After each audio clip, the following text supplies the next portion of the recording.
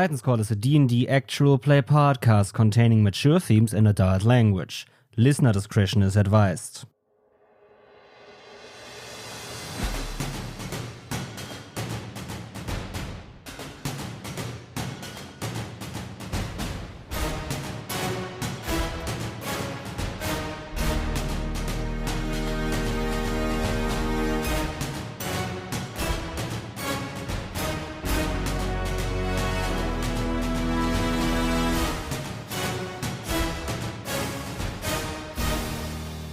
Hey everyone, welcome to the next episode of Titan's Call. Episode 6 of Titan's Call, a D&D 5e actual play by DoubleDM with me, your DM. I am, as always, your DM, Emil, and I have my esteemed, glorious, well-known, famous players with me. So why don't you guys introduce yourself, your characters, and whatever else you want to say. Yeah, hi. Hi, I'm Sönke. I'm playing Quadian Thosgood, human, ranger, non-magical bywand. It's great to play. Finally, a travel episode. Woo! Yeah. Quadian's finally in his element. Well, I mean, civilization was already, completely damaged, but it was still civilization, so yeah, let's leave it. Let's leave it behind. Fuck this town. That's shite. Oh no. Right, I'm playing Maisie Graves, a human rogue who is very happy to be in action again. Something's happening. And what's your name? Maisie Graves. Oh, didn't I tell my name? No, the player's name. Smurf. Oh, I'm We're talking Smurf. about Smurf.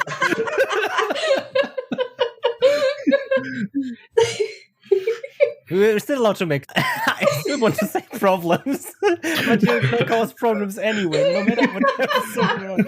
We're still allowed to make mistakes. Should I say that again?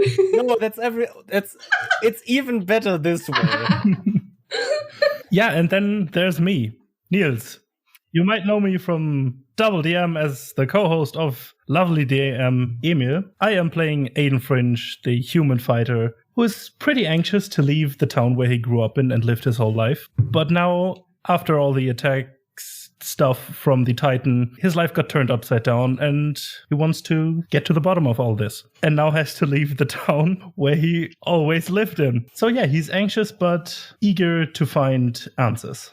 Okay. So I don't have anything else to tell people, to tell our listeners, so we can dive right in. If this is, however, your first episode of Titan's Call, what the fuck are you doing? Go back to episode 1 and listen to that. But my players just left their hometown, the city of Andoras, for the city of Bark to find some answers, as Niels already said, to find maybe a new place of safety, a new home. Who knows? They in the last episodes were tied up some loose ends. They got equipment to be able to travel and made their way out of town now. So you're out of town and have left the city behind, have ventured onto the North Road. With that, you make your way onto the road and off to the city of Bark, onto a place where you may find answers. The city of Bark is something only Macy of you visited briefly when you were on a trip with the noble family. You know not much about the city since you stayed mostly inside the building tending to work, but you do know that the city of Bark was formed after a huge tree magically was formed and people began to settle. They became drawn to this tree to settle around this tree. Now the city is filled with people from all over the world. Magic is less seen as a powerful tool that needs to be honed and specialized in seclusion like it was in Andoras, and more as something that flows freely through the city. Many say it's due to the tree of creation, the big tree that grew in the middle of the city. Its magic flows through the city. People have come to study, people have tried to destroy it, people have tried to cut it down. The tree always perseveres. It's actually a very beautiful city as well. You remember that the buildings were built by well-known architects and had these wonderful architecture to them. There was a lot of art and sculptures in the streets as well, especially in the parts of town you were in. It was like there was a huge emphasis celebrating the beauty of art and life within the city. You know, the city is ruled by a centralized board of guilds. each guild representing one of the major groups of people living in town. We have the Guild of the Gold, the Guild of the Seed, the Guild of the Saw, the Guild of the Brush, and the Guild of the Orb. All these 5 guilds are the major political players in the city, having representatives on the board that rules over any kind of town-wide decisions that have to be made. Most of the times, simple people come to these guilds with their questions and problems, and the guilds solve them. And if something concerns all 5 guilds, it also concerns all 5 different groups of people in the town. So then it's a concerning group for everyone. That's why these guilds formed a central government to be better able to protect and help the city strive. All 14 godly families have a major temple in the city. However, there is also a religion of creationists, people that pray to the tree of creation. You don't know much about this religion. None of you do. Even if Macy shares that information with you guys, you don't know anything about creationists, what their doctrines are, what their beliefs are, what they preach in the streets. This is the first time any of you, or the other 2 have heard the term, and Macy has actually thought about the term. So that is the basic information Macy has on the city, and that is, I think, what you share with the others, right? Or do you withhold any information? Oh, no. I would like to share everything I know and not withhold anything that might be of use. Sure. And yeah, you will have to set up camp rather quickly after leaving town, since you left in the evening hours. So you won't meet a roadside tavern or anything, or roadside places. So you will have to camp outside. And I would like for one of you to make me a survival check to see how well your guys' night camp is. I will be making the survival check. I think no one would like to fight me over it. No? Sure, Alright. Go ahead. Nature boy, do it. Time to blunder. Woo! 12. Not too well, but well enough to at least make sleeping comfortable with the equipment you have. Let's call it that way. Road. Oh, next to the boat. Oh, a tree. Next to the tree. Something along the lines of that. You just find a place that is rather flat where you can put the tents up, and then that's basically it. Yeah. I would say also Canadian, you have the cooking utensils from Aiden, as we learned last episode, so you also are able to prepare food and the rations to not just have a cold meal, but also something warm and something filling. Maybe Canadian also gathers some roots and mushrooms from the nearby few trees to spice up the food you have a little bit. Definitely, yeah. You all put together this kind of stew, I would say, from rations and things you foraged to eat. And then it gets quiet around you. The night settles in. It's still very close to town, which the effect you all have experienced over the last few days at night and daytime, at night and morning times especially, is that it's awfully quiet. No animals, or at least very few animals. A few might have come back again, but most of them have still fled away, and it's awfully quiet, especially now on the road. All of the quiet is kind of unnerving, isn't it? When I think back to how lively all of the places we were before the attacks, it's just quiet, and it feels unnatural. Yeah. We live in a world of extremes, but I guess we should be able to hear if someone's going past us. So, no surprises. Speaking of surprises, we should definitely, at least one of us should always be awake during the nighttime, just to be sure. Yeah. Yeah, I could take the first watch if that's okay. Sure. I can do the second one. Guess I'll take the third. You have no choice. Let's just hope at least the nature is going back to normal someday. I hope it will. Slow but steady. The silence is driving me crazy. I wish we could just, I don't know, continue the journey, but, well, I guess we have to sleep someday. Does anyone of you know any music, any songs, anything? It might ease our minds a bit. If you'd like to. Sure, I would love some. I used to read to my friend every night because sometimes we weren't able to fall asleep, so we imagined lots of things. But yeah, sure. Alright, then I would like to tell a story about the Slippers cat, which is a cat who repairs slippers. And one day the kids weren't taking care of the slippers and were being taken away. The slippers, not the children. By the slippers cat. So the kids had to walk through a dark, very quiet forest, similar to the one we are here in, and then had to beg the cat for the slippers back. And she gave them away. And from then on, the kids take better care of their slippers. It's a heartwarming story. My favorite one. So I don't think I understood it correctly.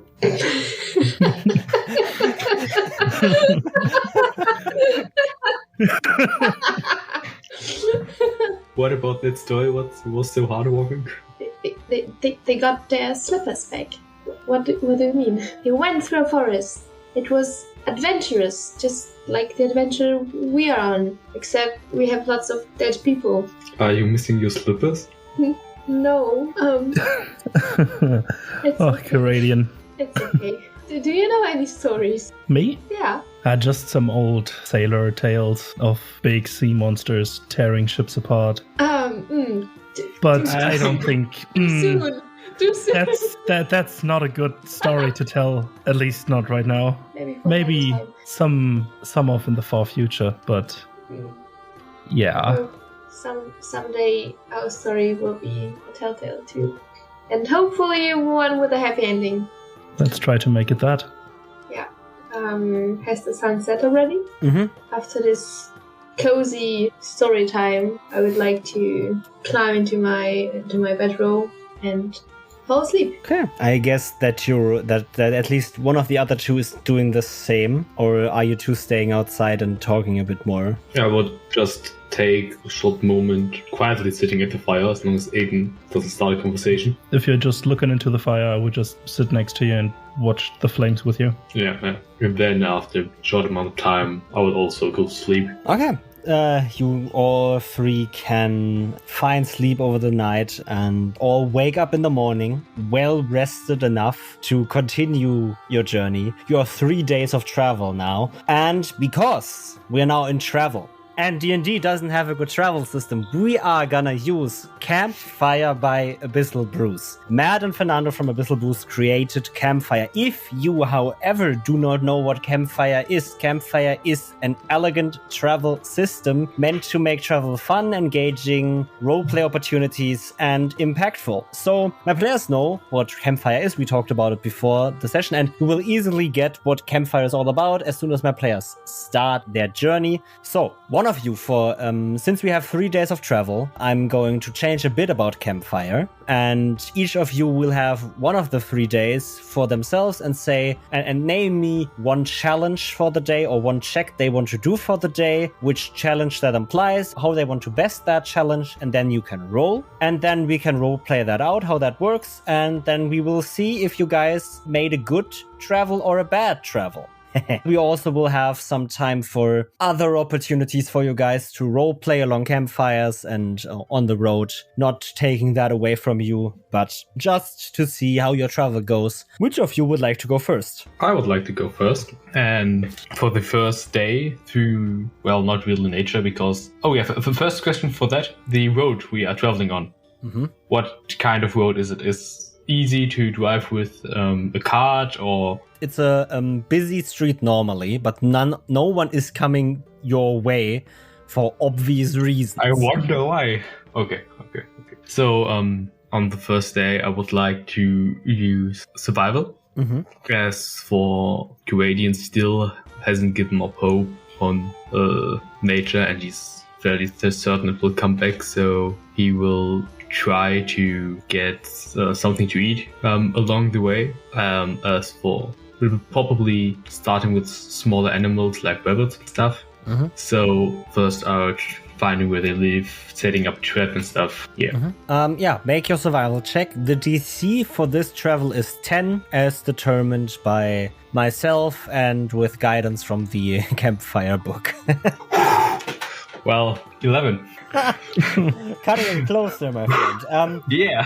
So I would say that with that roll, you're not necessarily setting up a trap and more just finding a rabbit or two you can shoot. Yeah, And okay. now I would like for you to just describe to me how you approach this scene. You will get the rabbits in the end, I can tell you that, because you succeeded at the roll. But how do you approach this? Kuwadian takes out his bow, takes an arrow, puts it in, and just starts to observe the rabbits without any real movement, so he doesn't make a noise, and waits for the rabbit to, try to eat some sort of corn or something they find on the ground to find a good opportunity to shoot. You take a moment to wait. You wait, you breathe in, breathe out, breathe in, breathe out, and release your arrow and shoot the first of the two rabbits, while also then after that the second one rushes away, and you quickly put the second arrow in, pull it back and release, and actually also shoot the second rabbit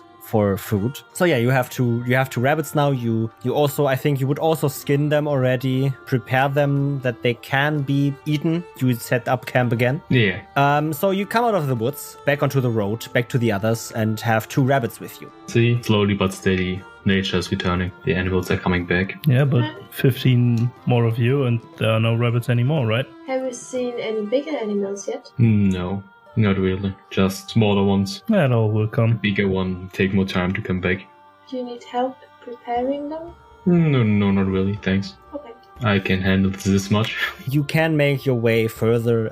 You also will be able to rest at an inn this night if you want to, because you will reach that in a few days before the sun. A few hours before the sun goes down. That will allow you to make the decision: do you want to travel further, or do you want to sleep in this inn today? I pledge we sleep in an inn tonight if we have the chance to. I could really use a beer right now. Okay. But you don't sleep in beer, do you? No, We I could- don't. At we least could- usually I don't. It happened before, but I do not plan on making that mistake again anytime soon. Sounds Oh. like a fun story time. Okay. If I could remember that night, mostly, then yeah, it probably would have been. Mm-hmm. I mean, if you'd like to stay in an inn, we could also take the chance and maybe ask around for some information. I mean, I highly doubt there will be like someone else than, I don't know, travelers, but we could still try, I guess. Okay, sure. You'll get used to it. Trust me. We'll see about that. Ah, come on. Sleeping in an inn isn't the end of the world. I don't know. Let's find out. Please don't make it the end of the world. Please don't. Just we had enough world-ending events already. Yeah, I guess I would be a few days late for that one. So you sleep in this inn tonight. Do you all get one room? Do you get separate rooms? How do you plan? I don't intend to track the money now for this, because it's little pay. And maybe if Kuradian will give up his rabbits, you might all just get the bed and food for free today. The barkeeper or the cook would prepare your rabbits for you and probably put some of it in the stew as well, because he has the same problem that many people that the Kuradian described. Nature is slowly coming back, so he doesn't have enough meat for his stew. So he would probably prepare the rabbits for you specially and then put some of it into the stew to stretch it a bit with meat. If you want to give them away, that will probably mean no payment for you. Or well, I will tell you, that will mean no payment for you. Yeah, given that we are staying at this inn, he can take both rabbits and put them in his stew or whatever, because we will be eating here, so... Yeah, you all three will get a big serving of stew with extra meat put in. It's nice. Sitting in an inn. There are some other people here as well. Basically, all of them traveling from town away. And you might be able to hear stories of how people survived the attacks or survived the disasters, and that there are some stories about people that they've lost. And you don't have any obligation to join in. Maybe you want to join in. If you want to, you can do that. But at some point, night will find you, and exhaustion will find you, and you will go to sleep. So again, the question: do you all sleep together in one room? Do you all book 3 different rooms? How do you plan to do this? I don't think we need separate rooms, since the last few nights we all slept like in the one room, so Yeah. it's cheaper. That sounds about right. What they say. We don't have to stretch their generosity, I guess. If we So, leave one room. for free. because of the rabbits. Okay. Let's share a room, yay! You all get into the simple room, 3 beds, and put on your stuff, and just basically fall face first into the bed and sleep. Except someone of you still wants to do something for the night. You can, but you're also very exhausted all. Yeah, no, just having 8 hours of sleep. Sounds amazing. Yeah. I mean, it sounds amazing for Niels as well, so hey. But Niels doesn't get it. Exactly. And that's why it's a fantasy game. Okay, next days of travel. Who wants to roll for the day? I would like to. Okay. I would like to roll performance, since, we had a few really tough days. And forest's been quiet, we've been traveling, it all seems kind of hopeless. And last night, when we sat by the fire, I told this story, and it kind of gave me this little bit of safety, I guess, because it's a story from my childhood and reminds me of my friend. Therefore, I would like to give this joy to the others as well. And I still have my maiden's clothes, so in the next evening before the evening, when we walk, I would like to think about all these stories I've been told and retell them, maybe even with different voices and with my maiden's clothes. I would like to tell the stories as long as I can remember one. Okay, so yeah, roll your performance. I think that's great. Oh, that's a net 20. Not frickin' 20. Oh, yes. Okay.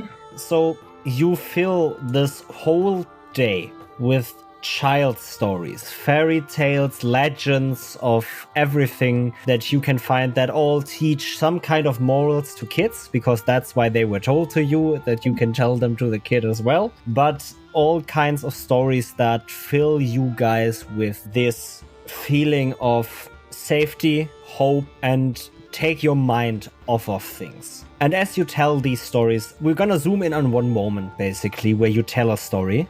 So just tell...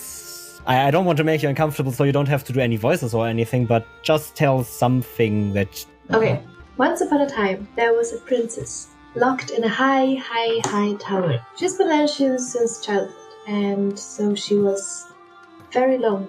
And this tower was protected by a huge dragon. It's like the most amazing dragon, with green and purple shiny wings. And the dragon was very protected, and the whole kingdom knew how protected this dragon was. But then there was a village far away, and there was a farmer's daughter who was always she was different. She didn't want to learn or to work on a farm, but she wanted to go on adventures. So one day, she was so fed up, she was like, I'm going on an adventure. And she went to the castle. And when she got to the castle, she was like, come here, dragon, and fight me, because I don't want to live this life anymore and I want an adventure. And the dragon flew by, and they fought. And the dragon died, because this farmer's girl was too damn strong. And then she saved the princess, and they became best friends. And they lived in this castle without a dragon. End of story. And the moral of the story is never underestimate a farmer's girl. Exactly. Okay.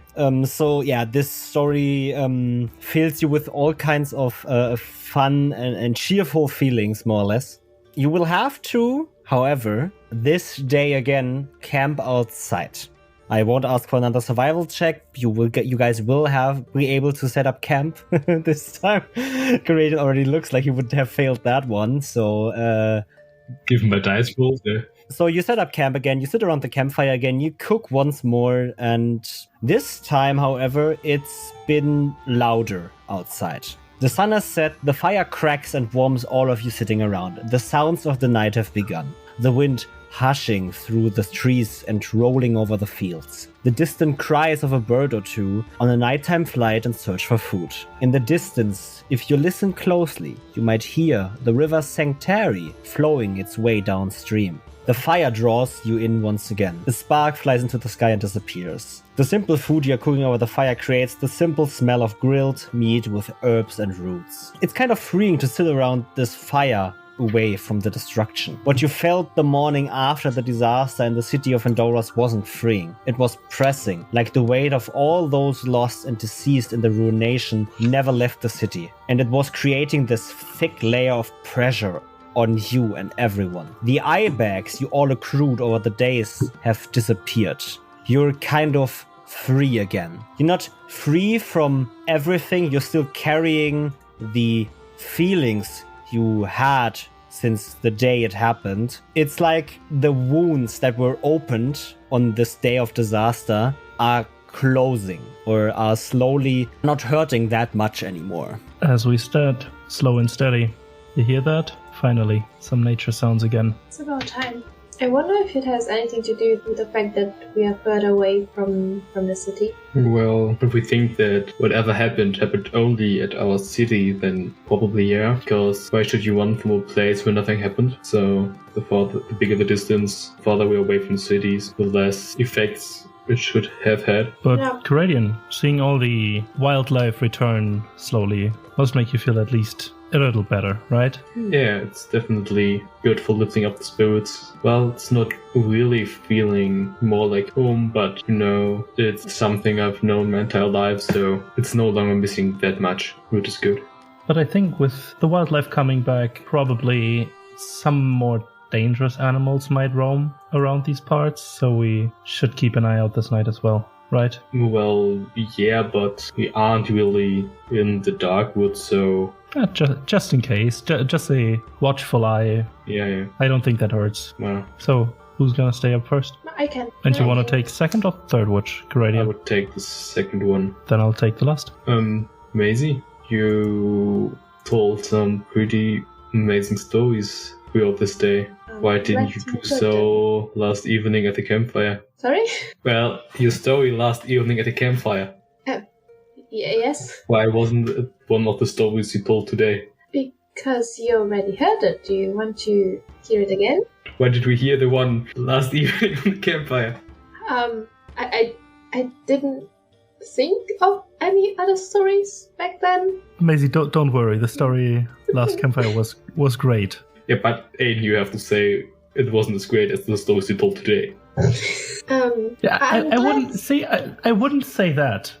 The stories today were different, or to say the least, there were more of them. So probably today was the day that one story that Maisie told, anyone could at least reach one of us, or one of the people that heard them. Because not every story is made for everyone, I guess. And I'm simply glad you like them today. And maybe if you remember a few of them, you can tell them other people when you meet them. And when your father comes back, you can tell him the stories. Maybe he will enjoy them as well.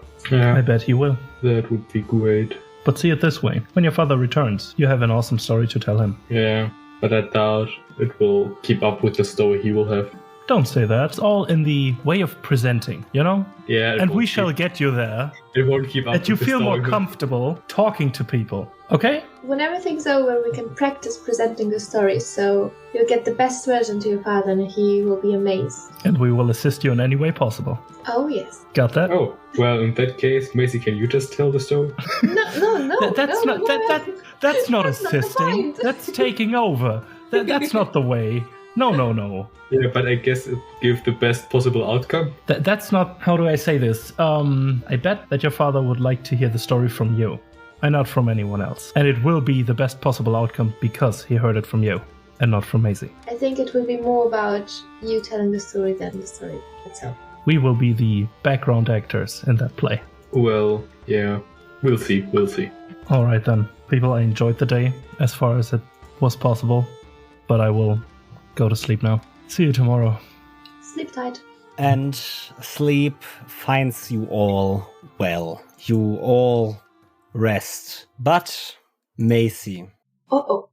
Oh, indeed, dear Smurf. What stuff will be revealed? What new mysteries ahead of us? That's what we will find out right after this mid-roll of episode 6 of Titan's Call. I don't want to keep you too long, dear listeners, so let me do this quickly so we can get you back to whatever happens to Macy next. If you like the show, leave a 5-star review for us with a few simple clicks. It really helps us out, brave the world of the podcasting algorithm gods, and lets us know that you enjoy the show. In the same vein, you can always refer a friend if you want someone to talk about the show with. And if you want to talk to us about the show, you can find us on social media. Wherever you are, we are too. That is Twitter, Instagram, TikTok, Tumblr, Blue Sky, under DoubleDM or DoubleDM Pod, or whatever subdomain that page uses. And you can follow us there, and you will never miss announcements, memes, and discussions about TTRPGs. We also have a few other shows in the works, as we just this weekend recorded the first episode of Pen and Pals, a show about two best friends playing duo TTRPGs together and having fun. And now we are also working on our third new actual play. A system very much different from the ones we've played so far, but great nonetheless. And one final thing, Titans Call Season 2 planning has officially begun and will start recording in May/June this year. And with that, everything is off my table, so now I can leave you to experience the world of Macy's dreams. Macy has a weird dream. It's different than the nightmares you always had. It's more fuzzy and clear at the same time. It has purpose. It feels directed, but it is distant. This dream feels like someone creating a painting, but with only one color. There are different shades of black that give you some sense of 3 dimensions, but not much. You see the shape, the silhouette of someone in pitch black. She faces you. You don't know why you know, but you feel the sense of being looked at right now. It isn't the feeling that someone is watching you with any malice or creep. It feels more like caring and compassion, but twisted in a way you do not understand. This figure, this shadow, transforms and forms into a different image, just as distant, but with purpose once again. It shows 9 shadows locked in combat, fighting each other. 4 of them locked in some kind of kerfuffle and combat together. 2 at a distance. 1 circling around the kerfuffle in the middle. And 2 locked in sprint directly at you. And these shadows kind of waft and shift occasionally, as if someone was creating an oil painting and the painting was moving. That is the image you get. And that's all you get. And suddenly it goes black and you get woken up by whoever of the other 2 takes takes last watch. Oh my god. Oh, sorry. I just... Everything all right? Yes, no, yes. No. Yeah, well, yes. I just had the wildest dream. It was... Just give me a minute, please. Yeah, sure. Just come sit by the fire whenever you're ready. Yeah. Do you mind? Do you have like those really vivid dreams with like moving figures, and it felt so known and simultaneously so distant, and I can't put my finger on it. Why it felt so real and it felt so surreal at the same time. I don't. Maybe I just need to wake up properly. Sorry. I had dreams that felt real and surreal at the same time, but I figure from the way you look, not to that degree. Maybe it was the stories which sparked my imagination. Maybe a bit too much. I don't know. Maybe. You can go to sleep if you'd like to. Oh no! It's waking time. Oh, it's waking morning. time. I was the last one. Oh, oops.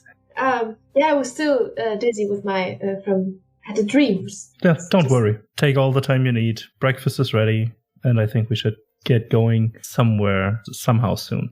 And you pick up your stuff, you pack your bags, you eat something, and then you move on for the day. So who of you, it's only Aiden left. Aiden, what do you want to roll? For that, I have a question. Okay. When I try to inspire someone, yes, would it be performance or persuasion? Or just a general charisma check? I don't think you should roll performance because Macy already rolled that. That would be way better if you roll 3 different checks. I'm not going to forbid you outright. I think Campfire says that you should also just do something differently. So it would be persuasion. Mm-hmm. Yeah, I'm just going to say it's persuasion if you want to do that. Okay, then I'll try that.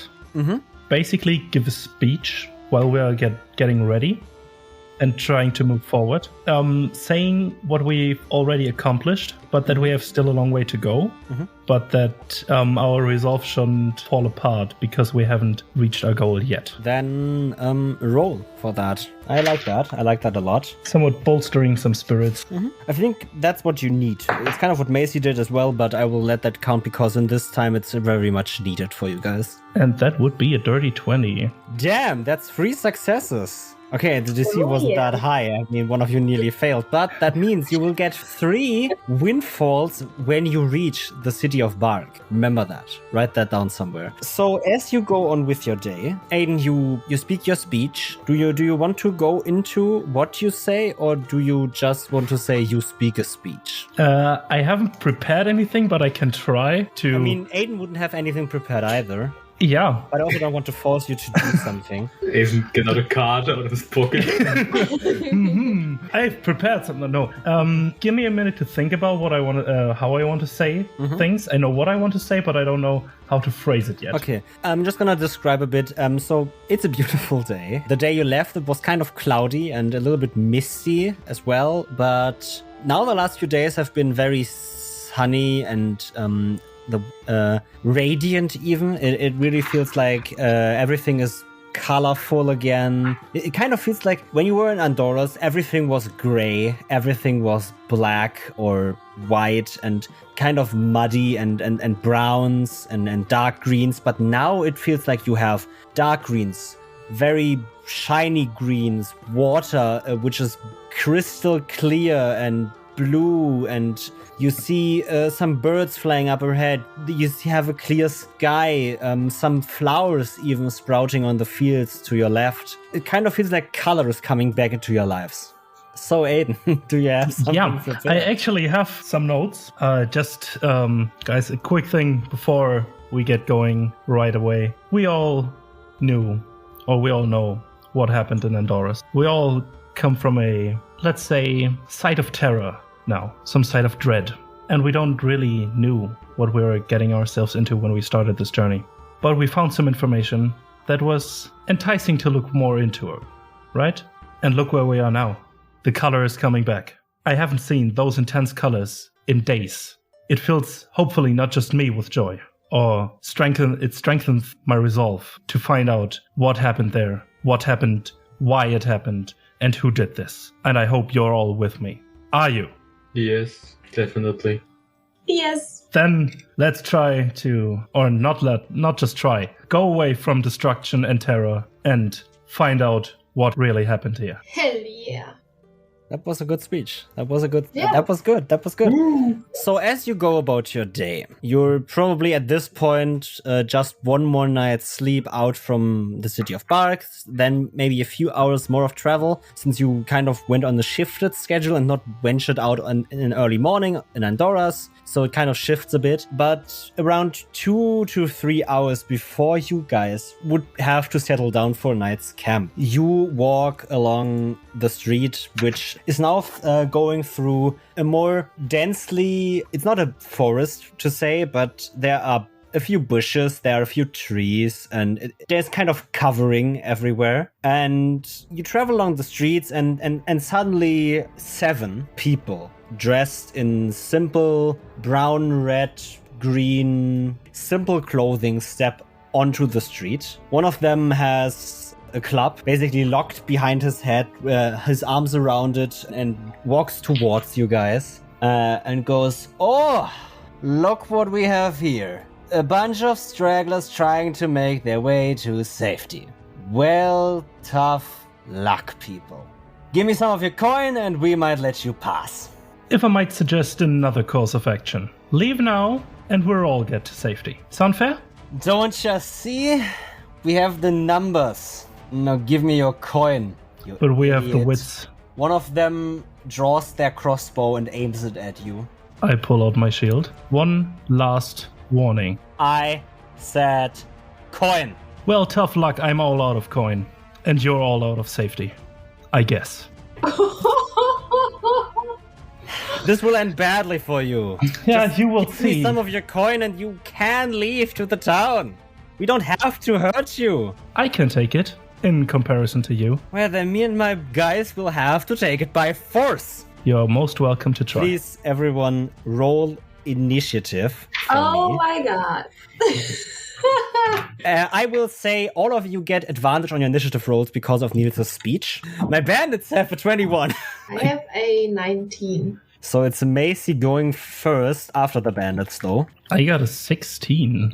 Okay, so it's the bandits' turn first. And I'm just gonna say the one with the crossbow stays back and shoots first for Aiden. He's standing off enough from his friend so that he can actually shoot for you. And he's gonna try to hit you, which is a 6 to hit. Yeah, that misses. He didn't expect your resistance to this and wasn't ready to shoot and suddenly has to shoot and just quickly draws up the crossbow and shoots it, and the bolt goes flying way above your head. They never are ready, are they? But the one with the club right in front of you is gonna go in for a strike as well on you. That's a 19 to hit. Oh no, that's an 18 to hit. Sorry. That just barely hits. An 18 hits. 1 point of damage to you. Yeah. He goes for the strike, and you rip your shield up quickly enough to take most of the damage. But also, it isn't really a club, as in it's a weapon. It's more a really big, thick stick that he hits you with. So it splinters, and some of the splinters actually kind of like shrapnel hit you, and that's the 1 point of damage you take. As for others, there are 2 others going for you, Aiden. And there are 2 going for Coradian and 2 going for Macy, but they can't reach you guys in this round of combat yet. So with that, Macy, this is your turn. What do you do? Alright, the guy who spoke, does he seem like the leader of the group? Make an investigation check for me. That's not your action, but I would say it's your bonus action for this round to determine if that person is actually really the leader. It's an 18. 18. 18 is high enough. He isn't really the de facto leader of the group, you would say. It doesn't seem that they have a leader, but he seems to be the one that is the most reckless of them all. That is the one that goes up to people and talks to them. So maybe the others would be shocked if he is the one to go down or gets captured or disarmed or whatever. And I will also tell you, some of them are equipped with daggers, others have clubs and other simple weapons, and only one of them has a small crossbow in hand. There are no scimitars like normal bandits in D&D, but these have very simple weapons. Like they just decided, hey, cool, let's try to rob some people. Let's grab everything we have. And that was all they had. Okay.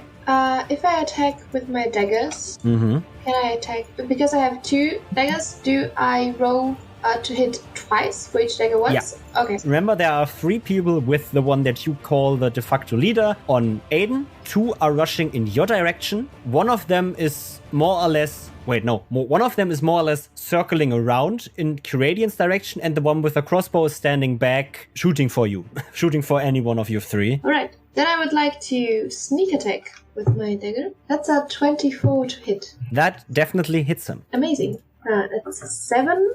And I get an additional 2d6 damage from my sneak attack, which is another 5 damage. So you do 7 plus 5 damage for the leader of the group. Okay. I'm gonna ask you, because he's a humanoid, do you want to kill him? No, I want him to scream, and I want to make sure that he makes sure that no one else touches us. I want to hear them scream. Okay, yeah? The point of reasoning is that if the other ones see how much he's suffering from only one hit, then maybe they will let us pass without any issues. So I think what you do is you rush over next to Aiden. Yeah. In one quick motion, you pull your dagger and sweep it across his arm that is still kind of locked on Aiden's shield as he hit Aiden with his club. Really just scrape into his hand that he drops the weapon, and you basically disarm him. He lets out this as he drops his weapon, his club, and the others are in shock. But Aiden, as this is happening, this is your turn. So do you want to do something? Do you want to do something? You can basically react to what Macy did and do something, and don't have to hit him now or something. But what do you want to do? Yeah, exactly. I would like to go off of that and would just like to say, you see this? This won't end well for you. Leave now and you still have a chance. And we will all forget this. Okay. I want you to make an intimidation intimidation roll. And I would like to use my maneuver commanding presence so I can use a superiority die and add that to my intimidation check. Okay, let's go. Let's go. Great, it runs away. That would be a 22 total. Okay. I'm gonna roll against that.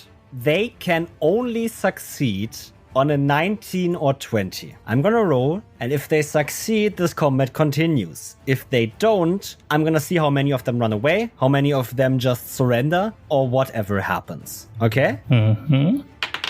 Not that your feature says anything about this. They rolled a 5. Close. Which means they fail, and I think out of the 6 still standing, I'm gonna roll a d6 and see how many of them just run away, and the rest of them surrenders.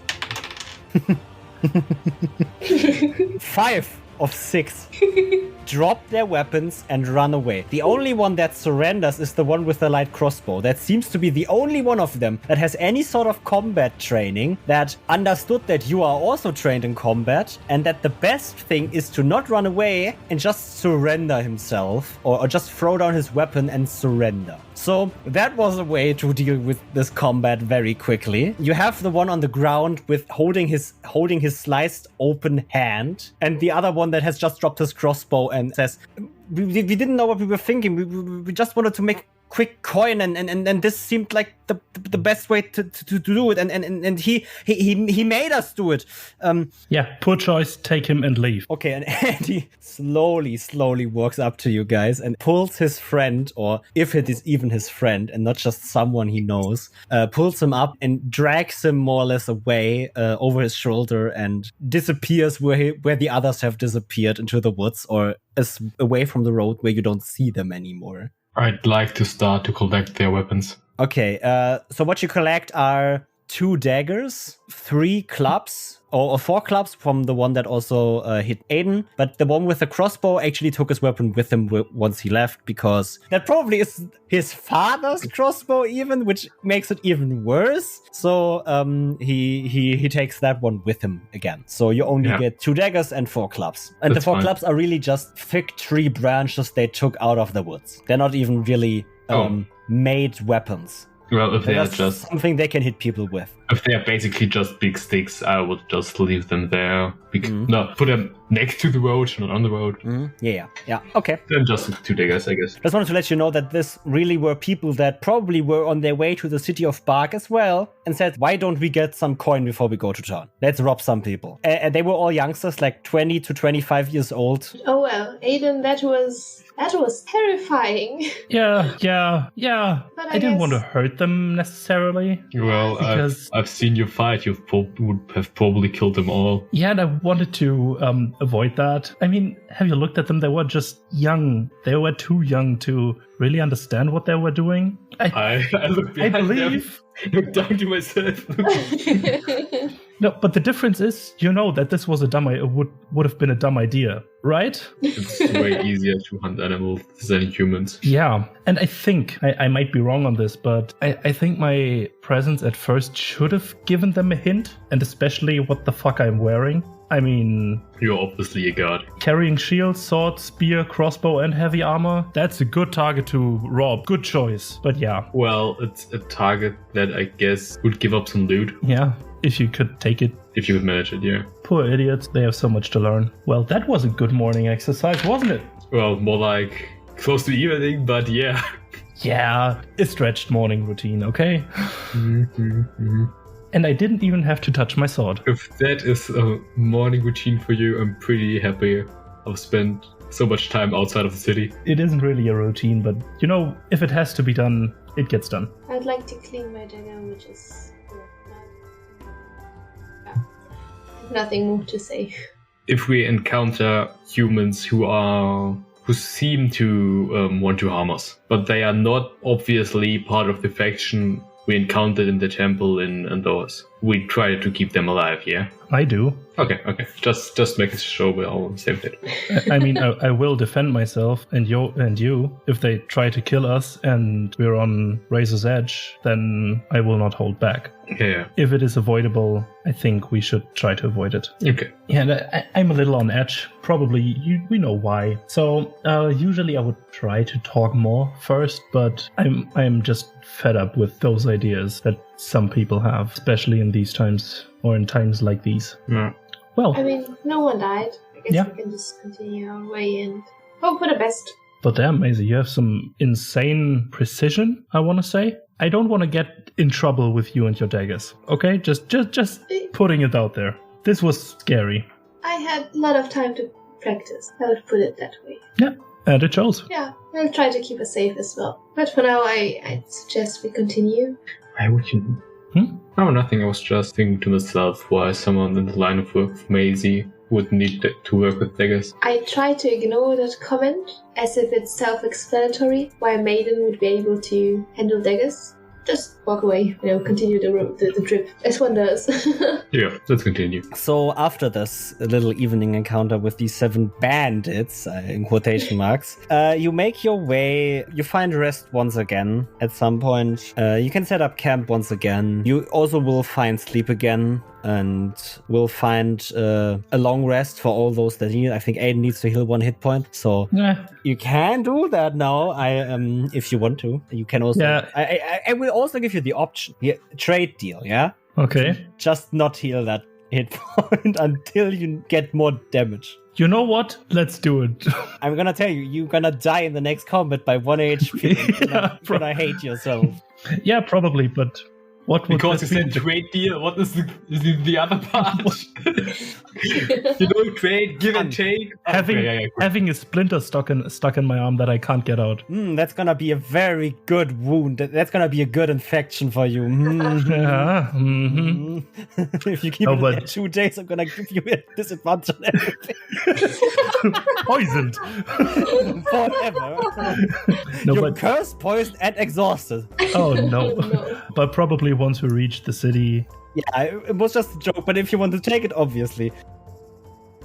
So, on the next day, you can see in the distance the treetop of this massive skyscraper tall tree. This giant, over 120 meters, which is nearly 400 feet for our American listeners, tree is cutting through the horizon and is a clear sight that you will reach your destination today. Traveling further over a few rolling hills will allow you to catch a real view of this tree and its entirety, and allows you to also catch glimpses of the flourishing city of Bark. Once again, you make your way to civilization, to a place of safety once more. Going for another few hours, you can catch the city walls and outside farming districts. The walls are 5 meter tall, simple and slim compared to what Andorra's had, however. Many of the outside buildings are clay and wooden huts of farmers and stallions and barns, but also a smaller marketplace, for example.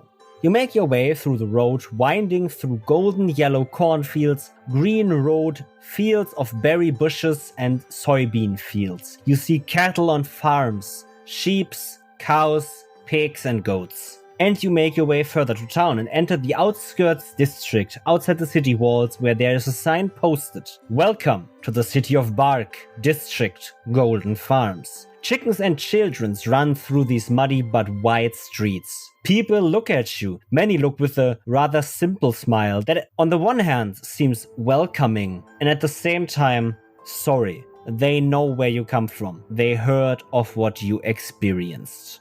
The smell of fresh pie fills your noses as someone has placed a pie on their window to cool. The laughter of kids playing fills the air with a cheerful atmosphere. You make your way to the city gates, where another sign is posted. It reads: "Refugees of the city of Andorras, be ready to state your full name, occupation, and purpose when halted by a guard.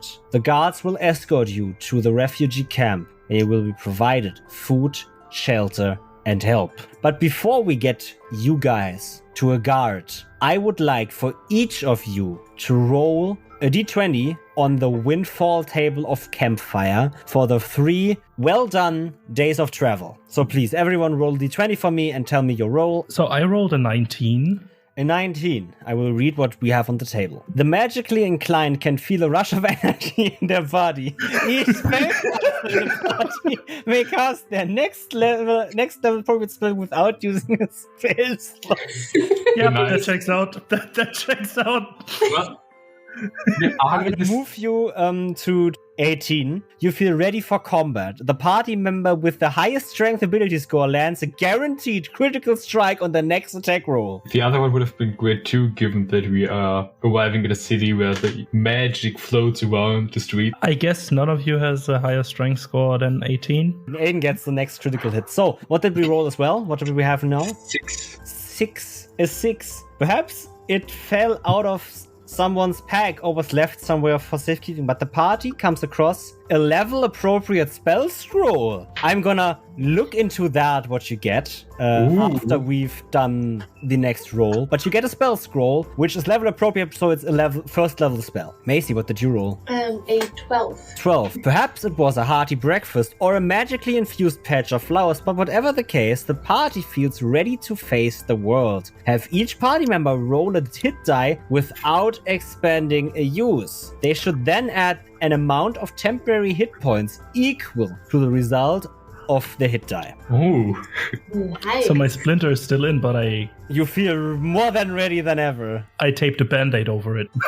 Each roll your appropriate hit die for your class and add that as temporary HP until you get into the next fight or get new temporary HP that are overwriting the old ones you get. I have to say, my rolls this session are just garbage, but hey, fortunately for me, I didn't need to roll much. That's also a plus. Before the session, my rolls were all in between 2 and 7. And in session, can't complain. Can't complain. You all get to add that to your as a temporary hit points on your character sheet that you can do in D&D Beyond. So for the spell scroll, I'm just gonna search for something real quick, but this is also where we're gonna end tonight's episode or today's episode. Thank you all for playing. Thank you guys for doing this, playing this very fun session. Yeah, I agree. And thank you for jamming.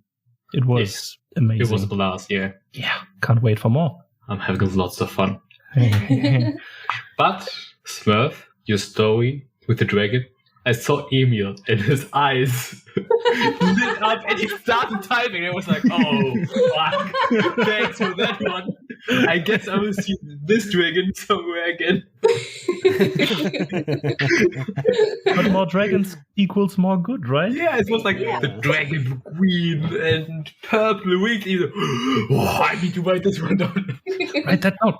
Listen. As a DM, it's my duty to fulfill to my fellow DMs out there that I write that down. Yeah. Yeah, understandable. Well, I understand that, but... Come on, because it's Curadian that found the scroll, it's gonna be a scroll of speak with animals. Ooh, nice. That's a divination spell. It has a duration of 10 minutes, and you can, for that duration, speak with any animal. Amazing. Then you can talk to the prey you murk just before the arrow hits the head. Goodbye. Duck! Directly to the arrow. Hey, little one, can you tell me where more of your kind are? Yes, they are all over there. Thanks.